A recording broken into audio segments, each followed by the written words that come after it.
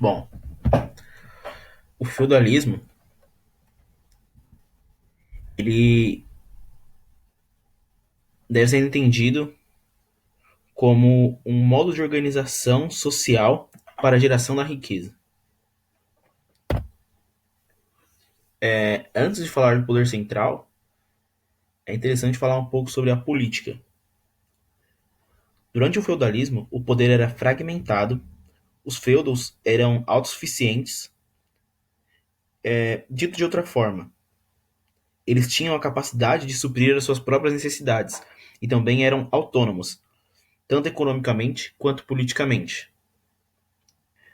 No feudalismo, não podemos falar de nenhuma forma no poder central, senão pela própria igreja, porque essa centralização se configurava através das tradições e costumes que estabeleciam formas de conduta. Ela definia os deveres e obrigações de cada um na Idade Média.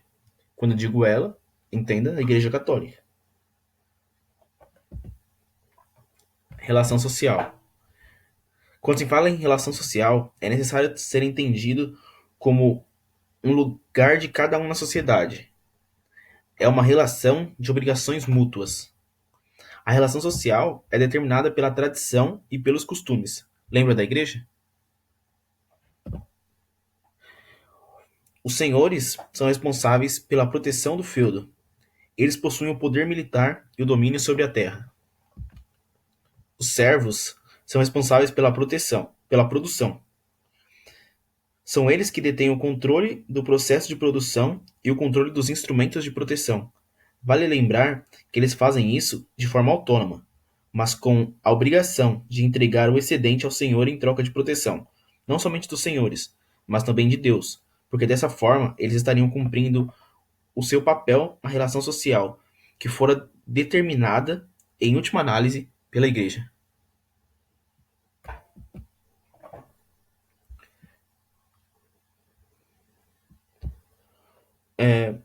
O servo determinava o que e como produzir. Então, posso dizer que ele tem o controle da produção e dos instrumentos. Nesse sentido, o servo era livre. Mas, quando se trata de liberdade de locomoção e de produção, o servo não tinha direito de escolha nenhuma, certo? Tratando de mercantilismo, o mercantilismo tem que ser entendido como um momento histórico, enquanto que os mercantilistas são economistas que viveram nesse período histórico. Eles geralmente estavam ligados aos reis absolutistas.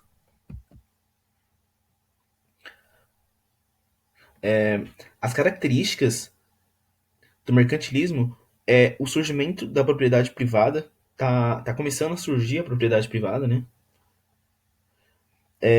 Comércio internacional e a ascensão do absolutismo.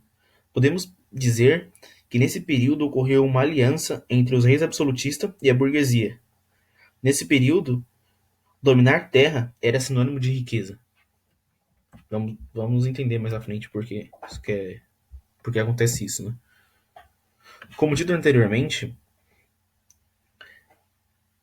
os mercantilistas são economistas ligados aos reis absolutistas. Esses economistas possuem um pensamento em comum sobre como a economia funciona. O objetivo deles é criar políticas econômicas e temos que pensar como eles pensavam. E partindo disso, o que é a riqueza? Qual a origem da riqueza? Eles acreditavam que a origem estava no comércio. Portanto, quanto maior o comércio, maior a acumulação de capital. A partir disso, podemos concluir que a riqueza é proveniente do excedente do comércio. Mas surgem mais questões. Qual é a forma da riqueza? E como ocorre o excedente? A forma da riqueza é representada pela quantidade de moeda que se obtém do diferencial de preço. Esse diferencial de preço é o seguinte: eu compro uma garrafa de água por R$ 1. Aí eu vou lá e vendo ela por R$ 10. Dessa forma, ocorreu um diferencial de preços, certo? Dito isso, fica claro de onde vem o excedente de moeda. Ele vem de comprar aos preços baixos e vender a preços altos, certo?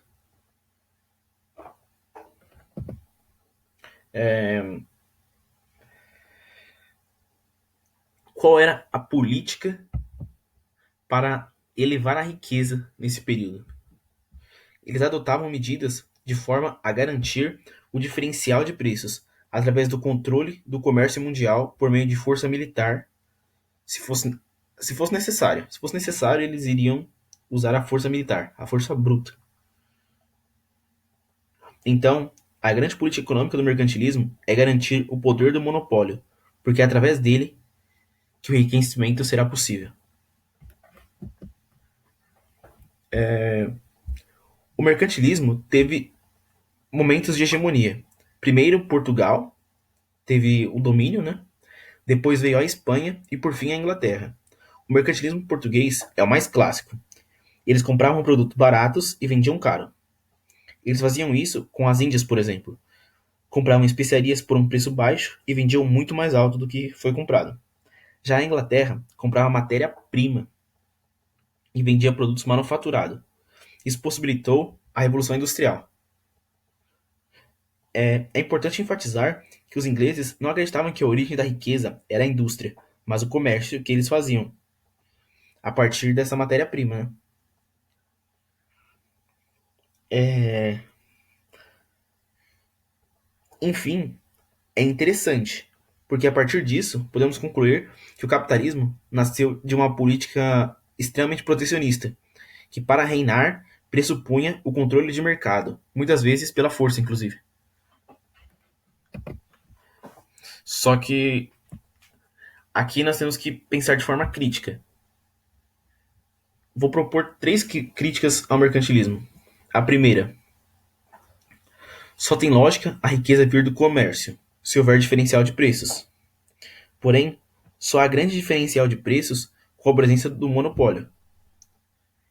Se a gente pensar em uma economia sem monopólio e sem diferencial de preços, não é possível a riqueza ser gerada do comércio. Uma segunda crítica. Ora, então, será que o monopólio cria riqueza? A resposta é não. O monopólio não cria riqueza. Ele apenas transporta ela de um lugar para o outro. Pense em uma pessoa com um copo de água no deserto. Suponhamos que ele venda esse copo de água por, sei lá, R$ 1.000. Isso quer dizer que ele ficou R$ 1.000 mais rico. Mas para isso, alguém ficou R$ 1.000 mais pobre. Então, o monopólio não gera riqueza. Ele somente transfere. Nós podemos pensar em Portugal, por exemplo. À medida que ele enriquecia comprando barato na Índia, a Índia ia empobrecendo.